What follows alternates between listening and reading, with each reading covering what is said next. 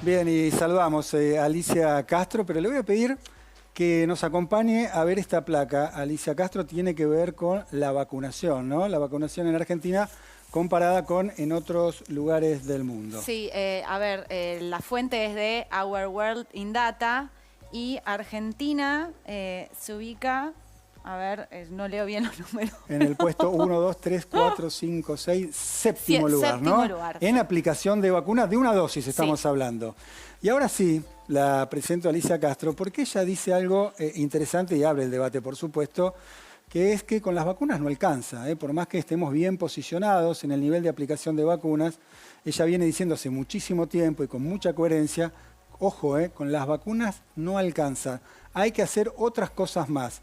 ¿Qué tal, Alicia? ¿Qué más hay que hacer?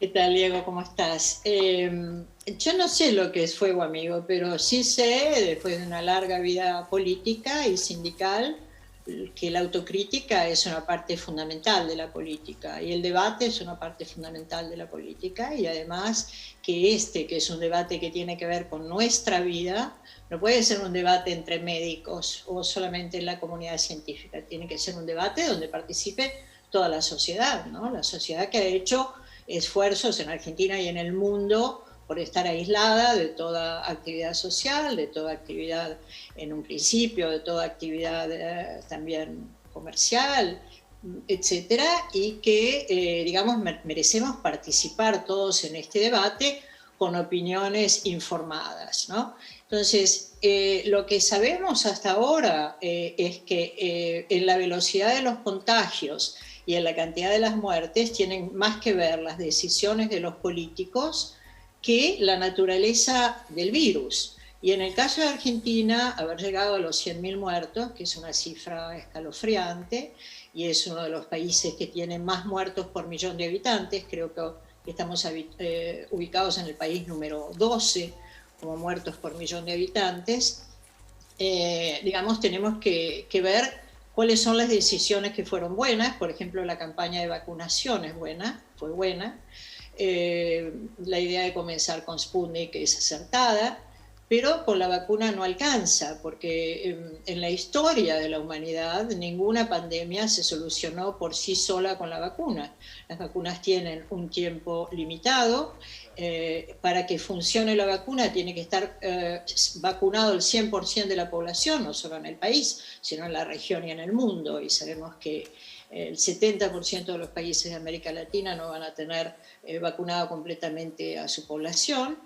Y además, como vemos ya, el virus está mutando muy rápidamente y el coronavirus se hace cada vez más resistente a las vacunas. Por ejemplo, se ha comprobado que la variante Delta, que entró en el Reino Unido, porque el Reino Unido tuvo durante 2 semanas abierta su frontera con la India, la variante Delta ingresó por irresponsabilidad de las autoridades británicas en el Reino Unido, ahora es la cepa prevalente y tienen una suba impresionante de contagios, de hospitalizaciones, y ya se ha contagiado y muerto personas que tenían 2 dosis de la vacuna. Ahora, Alicia, vos lo que estás diciendo es cerrar las fronteras. Ese es un paso que debería haber hecho la Argentina y no hizo.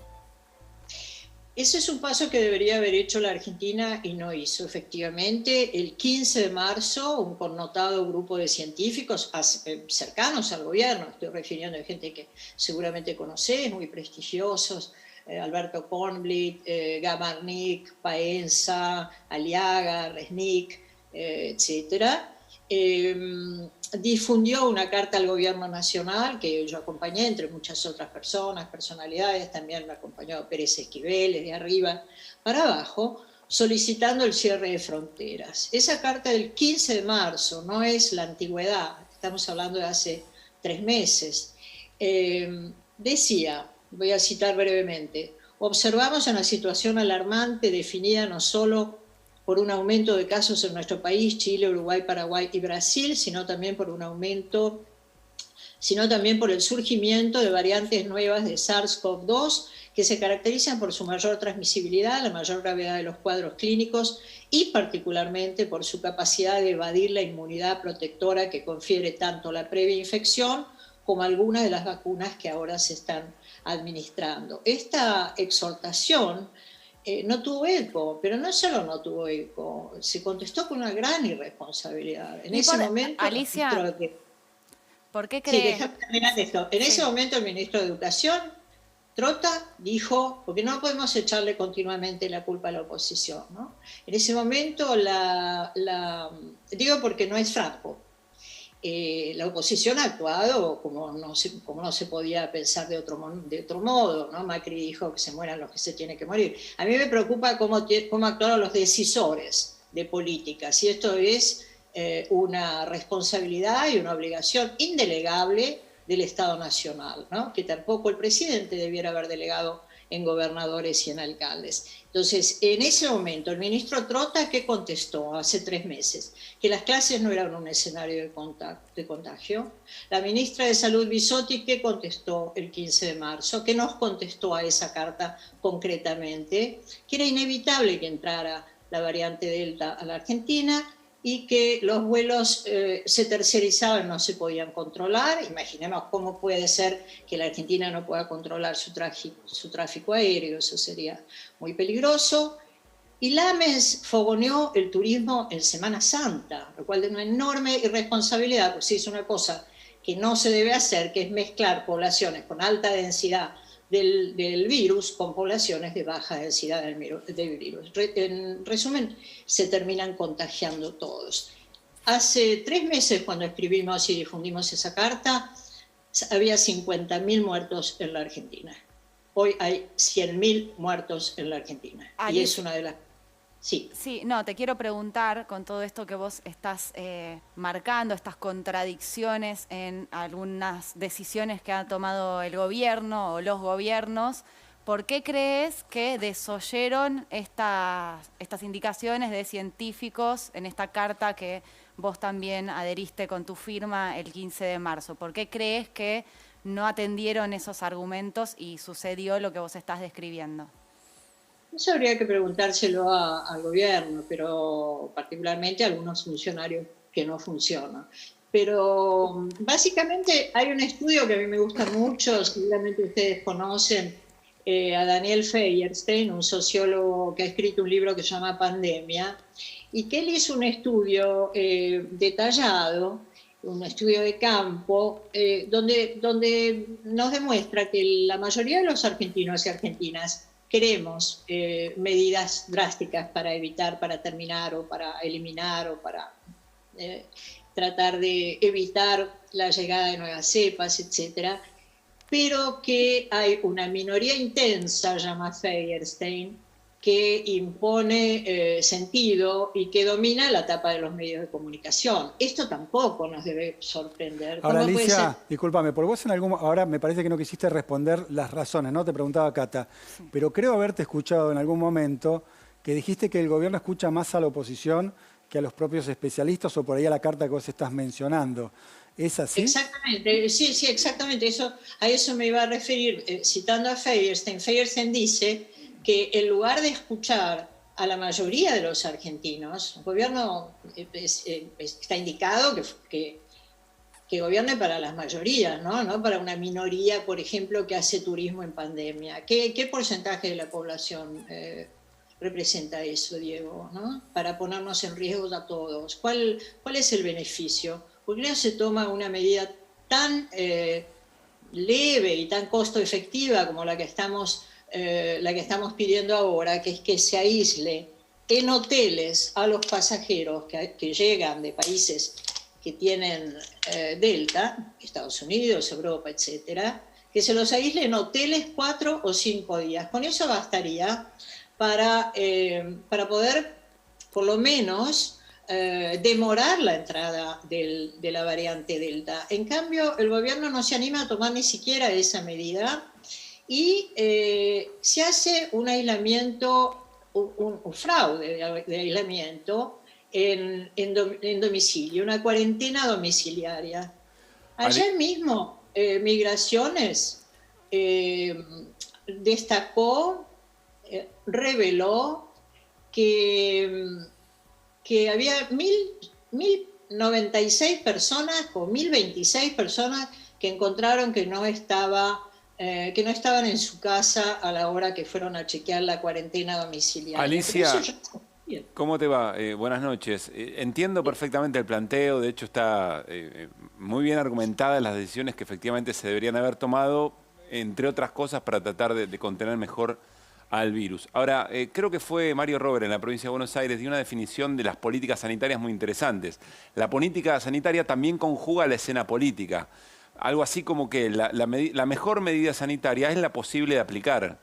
Yo entiendo el planteo, pero el gobierno lo que sostiene es que hay una enorme cantidad de medidas que incluso el gobierno sostenía, defendía, pero que en términos políticos y por cómo se conjugan las decisiones en una sociedad hubieran sido muy difíciles de implementar. Ahí juegan los medios de comunicación hegemónicos, las intenciones de la oposición que muy bien caracterizás. Me parece que esa es un poco la escena. No sé si es falta de voluntad, sino perspectiva de que esas medidas hubieran sido muy difíciles de aplicar. Es interesante lo que decís. Feierstein concluyó, digo porque tiene que ver con esta evocación que estás haciendo, él concluye que el gobierno lamentablemente termina escuchando a esa minoría intensa en lugar de la mayoría o en lugar de los científicos, porque digamos estos científicos que hemos acompañado no solo es que escriben cartas, se encuentran frecuentemente, se han encontrado frecuentemente con los ministros de salud tratando de que tomaran estas medidas precautorias sencillas vinculadas a lo más obvio de la pandemia, que es que llega por las fronteras y que es que se mueve en avión. Ahora, es evidente esto que vos decís, está muy bien apuntado, en el sentido de que los gobiernos tienen que evaluar un conjunto de medidas. Por ejemplo, la dicotomía que se presenta todo el tiempo es esta dicotomía entre salud versus economía, ¿no? Como si se tomaran medidas drásticas fuera a afectar la economía de los países. Bueno, pues bien, esto es falso, ¿no? Hay un estudio que yo cito siempre y que en vano por ahora, pero hay un estudio que, si lo quieren ver, está siempre en mi tweet, que es @AliciaCastroR con mayúscula. Es una publicación que hizo The Lancet, una prestigiosa revista médica, en el mes de marzo de este año. El 28 de mayo, y es un estudio multidisciplinario porque efectivamente es una problemática tan compleja que no es para abordar por 4 médicos, tiene que haber historiadores que nos digan que ninguna pandemia se resolvió en la historia de la humanidad. Alicia, buenas noches, Elizabeth te saluda. Quería preguntarte, te escucho bastante molesta con la gestión del gobierno respecto de la pandemia. ¿Solo te molesta eso o estás molesta con otros temas o otras gestiones del gobierno? En este momento creo que el problema mayor que tenemos todos los argentinos son 100.000 muertos, ¿no? Que es la catástrofe más importante que hemos tenido en la historia argentina. De modo que voy a permitirme continuar con este tema. En otro momento podemos hablar de política exterior. Todos saben que yo estaba en contra de que el gobierno perteneciera y perteneció hasta el 24 de marzo. Bueno, también tenemos problemas de más de 40 millones de argentinos por debajo, perdón, del 42% de los argentinos por debajo de la línea de pobreza. Digo, también es un problema grave. Permitime, por favor, que sigamos con la pandemia, porque me interesa hablar de un tema que se habla muy poco y yo creo que es un tema que tiene que estar en conocimiento de la opinión pública. Como decíamos antes, no es un tema de científicos solo, porque se va nuestra vida. Existe una estrategia de eliminación y de esto no se habla, digamos. Existe una estrategia de eliminación que ha sido exitosa en muchos países, que han tomado el ejemplo de China, y esta estrategia está netamente diferenciada de la estrategia de mitigación o de supresión, que es la que se ha usado en Argentina, que ha consistido en aplanar la curva para adaptar mientras tanto al sistema hospitalario. Es virtuoso que se hayan hecho nuevos hospitales, nuevas instalaciones de terapia intensiva, pero eso no reduce la cantidad de los contagios ni la cantidad de los muertos. Alicia, entonces, déjame terminar con las 3 herramientas. Te pido rápido porque tenemos otro invitado y estamos cerrando el programa. Okay. Las 3 herramientas del enfoque de eliminación son cierre y gestión de fronteras, pruebas y rigurosos rastreos de contacto y debilitar e impedir la transmisión de la población. Esto hace, por ejemplo, que hoy Nueva Zelanda tiene COVID-0, Australia tiene casi COVID-0. Bien. Y los países de la OCDE que han usado la estrategia de eliminación, Japón, Islandia, China. China tiene 5.000 muertos, 1.400 millones de habitantes y 5.000 muertos. Bueno, los países que han usado la estrategia de eliminación han recuperado su producto. Está claro el contraste de lo que estás marcando. Te vamos a llamar en otra oportunidad para hablar de los otros temas que también queríamos hablar, pero efectivamente el tema central hoy era esta cifra, ¿no? Impactante, escalofriante, que se rompió este techo de los 100.000 muertos en la Argentina. Gracias por estar con nosotros esta noche, Alicia. Gracias a ustedes y recordemos que el cuidado de la vida es un imperativo ético. Bien, ahí estaba.